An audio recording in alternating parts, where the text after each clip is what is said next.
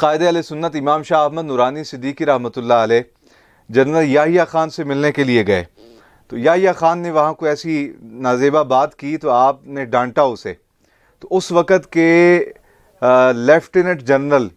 کے ایم اظہر خان وہاں موجود تھے، تو انہوں نے جب دیکھا کہ ایک مولانا ہے، ایک پگڑی والے آدمی ہیں، ایک صوفی ہیں، درویش ہیں، وہ آرمی چیف کو ڈانٹ رہے ہیں اور وقت کے صدر کو جو ہے وہ ڈانٹ دیا انہوں نے، تو کہا یار واقعتاً یہ بدنی قوت سے نہیں ڈانٹا انہوں نے اپنی روحانی اور مدنی قوت سے ڈانٹا ہے. تو جنرل کے ایم اظہر صاحب جو تھے اس وقت وہ صوبہ سرحد کے گورنر تھے، تو گورنری بھی چھوڑ دی انہوں نے اور فوج سے بھی ریٹائر ہو گئے. تو مولانا شاہ احمد نورانی صدیقی رحمۃ اللہ علیہ کے ساتھ ساری زندگی گزار دی. ایک دفعہ پریس کانفرنس میں صحافیوں نے ان سے کہا کہ آپ گورنر تھے، حضرت کی خاطر چھوڑ چھاڑ کے گورنری آپ یہاں آ کے بیٹھ گئے، تو یہاں ملا کیا ہے آپ کو؟ تو فرمایا میں دنیا کا مال تو کچھ لینے آیا ہی نہیں تھا، میں تو یہاں آخرت لینے آیا تھا.